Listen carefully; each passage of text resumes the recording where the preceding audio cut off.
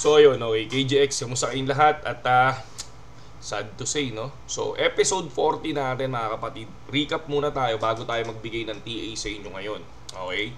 So kung papansin nyo, eto mga tropa, bagong sasali dun sa ano natin, copy trading. O nga pala, may copy trading na tayo, pero episode 40 natin, sad to say, no? Talo tayo. Kung mapapansin nyo, eto yun, loss, sabi kong ganun. Episode 40, loss, no? Bakit ba ako natalo? Okay?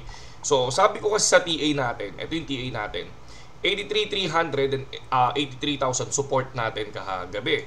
No? And then 81,300 to 85, possible, pwedeng bumagsak siya. Kaya lang, ang nangyari kagabi, mga idol, no? Ito, tong mismong, ano ko, no? Binigay kong pag-iingat sa tropa. Ang sabi ko dito kagabi, kung titingnan nyo, 4:15 kahapon to. No, no, April 13, okay?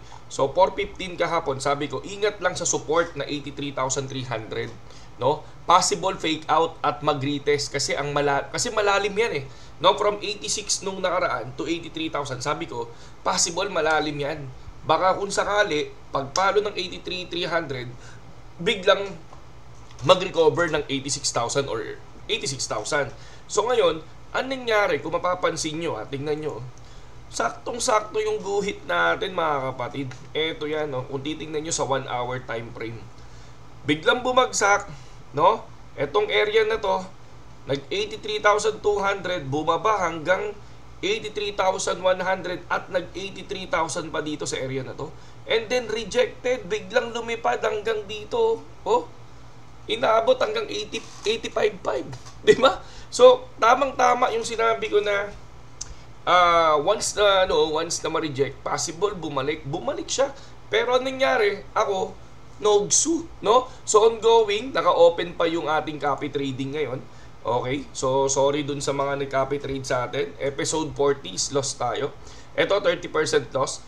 Iko-close ko na muna to kasi may ibibigay tayong TA. So ang bibigay nating TA, yun yung susundin natin mamaya. So, talo tayo ng 600 pesos. Pasensya na. So, ganun talaga ang trading. Pero, tulad ng sinabi ko sa episode 1 to 40, dalawa ang loss natin, dalawa ang break-even, and 36 wins tayo sa TA, no? So, sorry sa ano natin, sa mga nag-copy sa atin kahapon, okay? So, kung gusto niyo lang mag-copy sa atin, type nyo lang. Ito yung ano natin for example, meron tayong ETH na 434, no? Kasi bumili tayo. Hinihintay natin mag-dip pa si ETH para bumili pa tayo. Ito yung sinasabi ko sa inyo na nag-buyback na tayo ng 1780. Nandito yan. Mapakita ko sa inyo, no? Nandito sa spot natin yan sa group. Kung mapapansin nyo, meron tayong group dito. At may spot trade tayo dyan. O yan.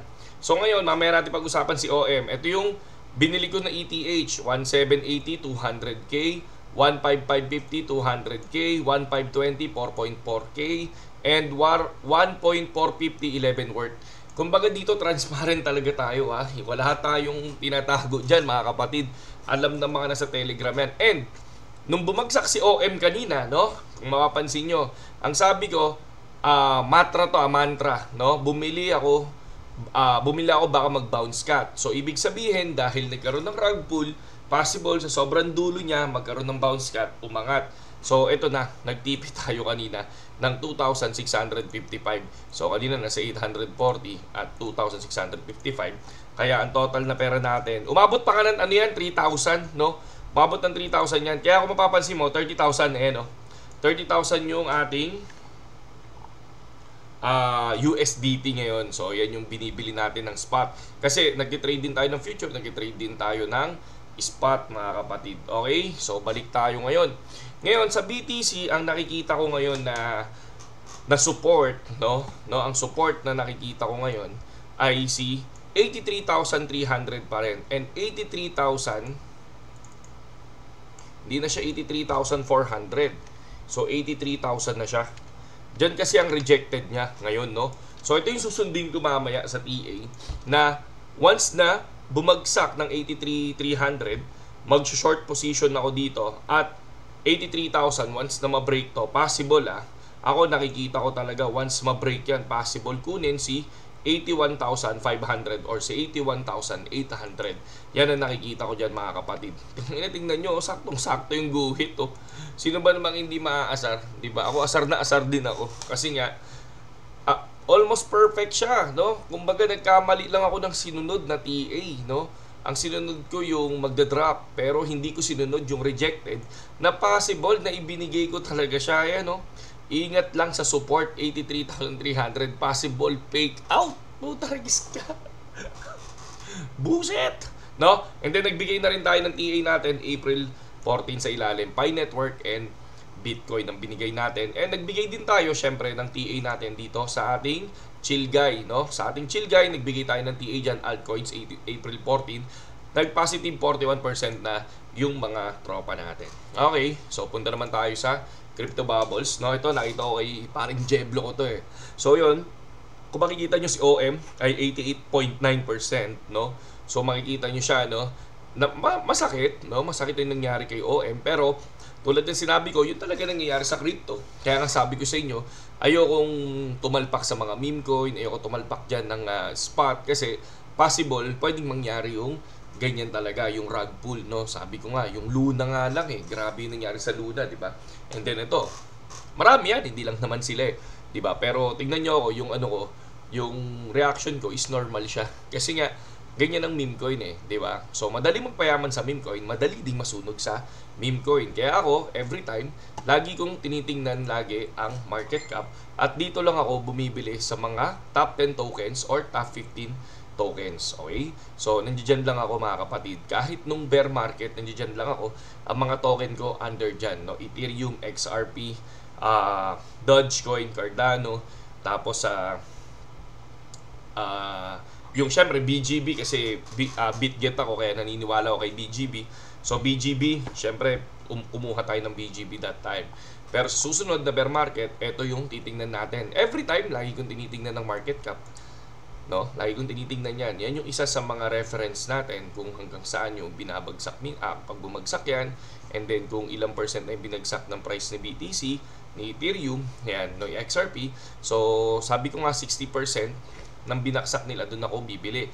Tulad ng nangyari kay Ethereum, halos 60% ang binagsak nito, kaya bumili ako. Okay? So, kasi kung titingnan nyo, 4-1 siya, and then ngayon, nasa na 1.7 na halos nasa 60% na siya, and then bumagsak pa siya ng 1.4. So buying area ko na talaga si 1.4 and 1.5. So yun yun. Kaya meron tayong USDT na nandito kasi unti-unti nagbabay tayo. Hindi natin binubuo yung 30,000 na buy. Ang ginagawa lang natin dyan, syempre, paunti-unti nagbabay tayo. 10,000, 4,000, 11,000, gano'n. Gano'n yung pagbabaying natin sa kanila. DCA ang ginagawa natin. Okay? For the liquidation heat map naman, kung titingnan nyo ang liquidation heat map, merong dalawang bagyo na nakikita natin sa taas, which is yung sa ilalim at which is yung nasa taas. So for me, ito yung nasa, saan ba siya pinakamalapit? Nandito siya, no? Possible, may chance na 60%, ito muna ang kunin niya bago siya umakyat, no? Possible lang ha, hindi to ano ha, hindi to financial advice, no? Pero possible na kunin niya muna yan bago siya umakyat once na nagkaroon ng additional na liquidation dito sa area. Pero kapag nagkaroon pa ng biglang lumaki yung possible na liquidation dito, nagkaroon ng yellow, so possible kunin niya pa rin yun, no? Kung baga titingnan nyo to, ano ba yung pinakamataas na liquidation, no? Ito, yung volume, yung kulay dilaw, no? Yan. So ganyan magbasa ng liquidation heat map or yung coin blast natin. Okay? So pagdating naman sa Twitter natin, kung titingnan nyo, tulad ng sinabi ko, wag na wag natin na paniniwalaan yung mga iba't ibang influencer na nakikita yan. Laging hype sila. Ito si GBR, laging long position yan. So, ito si Crypto Rover, parang AI yung mismong nagchat sa kanya. Okay, nagtitweet sa kanya. Okay? So, ang sakit, di ba? Kung mapapansin nyo, laglag talaga si OM, no? For OM naman, sabi nila, KGX, tingin mo kay OM, no? OM, kung titingnan natin si Mantra, no? Mag-i-invest ka ba soon ulit dito? Nag-invest na ako kanina pero mabilis lang ako lumabas tulad ng sinabi ko, sa bounce cut lang ako. So possible kung tinitingnan ko siya, kung bibili ako dito kay Manta, no? Kung bibili ako dito kay Manta dito sa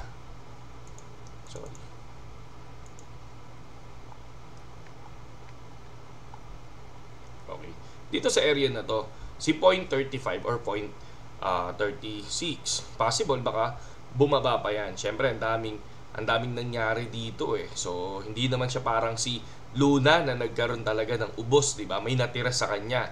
Pero possible, di ba? Bumaba siya. Pero kung ako, tatalpak na ako ng paunti-unti. Kunyari, talpak ka na ng 1,000 pesos. Parang ganon. Talpak ka na ng 2,000. Barya lang. Kumbaga parang ganyan. Kasi malaki din binagsak nito. Is nasa 90% na siya. So, pwede na yan para sa akin. Kahit na paano. Barya lang. Hindi yung talagang sobrang laki ng itatalpak mo. Mahirap yun. So, dahil ito, meme coin lang yan. Basta ako, kung nasan yung paborito kong coin, ETH, ayan. So, negative 23%, possible, pwede na tayong mag-cut loss na ng 20%, I think. So, pwede na tayo mag-cut loss dito, no? So, yun ha. At check nyo lang, kung gusto nyong i-research kung nasan yung ating copy trading, no? Nakakahiyaman, talo kami. Pero okay lang. Wala naman tayong, hindi naman perfecto. Si Profitable, sorry. Sa copy tayo pala. Okay. Future, sa copy trading, overview.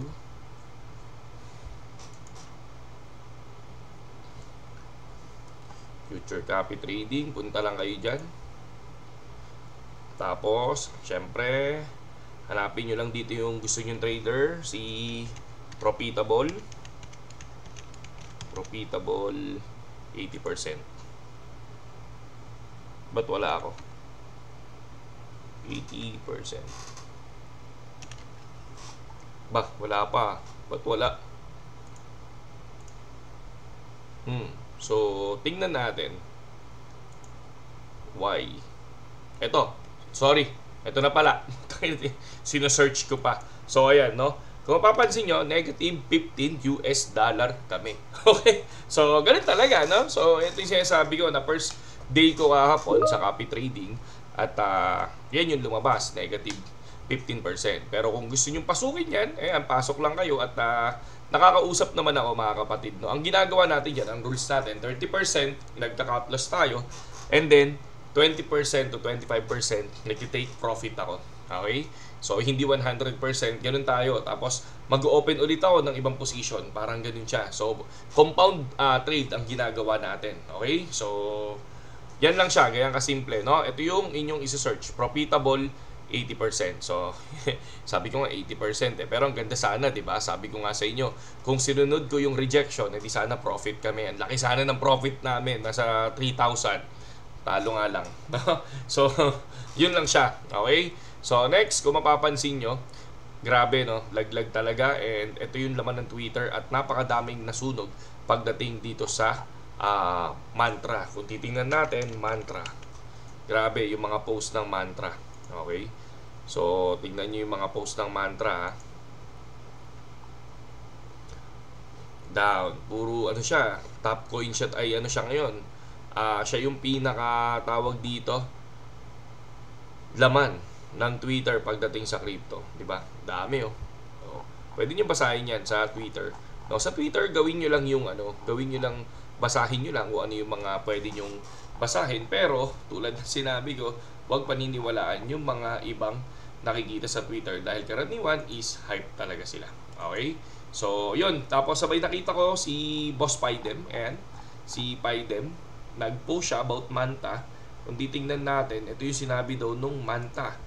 So, hi, OMs, no? Price can fluctuate due to market condition and trading activity. While we don't comment on price and the Mantra team is focused on long-term development and growing. No, kung titingnan nyo parang wala silang pakialam sa price na bumagsak sila ng ganon. 90% drop, dapat na itong mga to, no? Dapat kinakabahan na yan. So, basta ganon na nangyari sa price mo, kakabahan ka na. Pero kung hindi ka pa rin kinakabahan sa ganyan, medyo at wala kang ibang sasabihin kundi kasi may nag-invest sa'yo may nag-invest sa'yo, investor, ang lalaki niyan, no? Pero ang sasabihin mo, wala kang pakialam muna sa price, ang i-check mo yung long term. Grabe, no? Paano pa may magtitiwala sa'yo kung ganyan yung iyong explanation, di ba? So, yun. At nakakalungkot lang kasi si Paidem ay parang yung 5 million ko naging pang candy na lang. scam talaga tong crypto mga tips. Ito, joke lang niya yan. Ako, joke niya lang yan, no? So, hindi magi-invest ng ganyan si Pidem sa sa meme coin, no? So, yun lang ang pananaw ko ha. Kasi matatalinong tao yan, no? Maratagal na sa crypto industry yan. Kasama niya si Shun. So, maratagal na sila sa crypto industry. Kumbaga, parang kuya ko na yung mga yan pagdating sa crypto, di ba? So, parang kuya ko na yan kung titingnan natin. No? So, yan lang. Yun lang yung ating news ngayon at saludo sa inyong lahat, KGX. Mabuhay kayong lahat at ako din, gusto ko din mabuhay ng matagal. Okay, please like and share and subscribe sa YouTube channel natin para updated kayo sa mga nangyayari.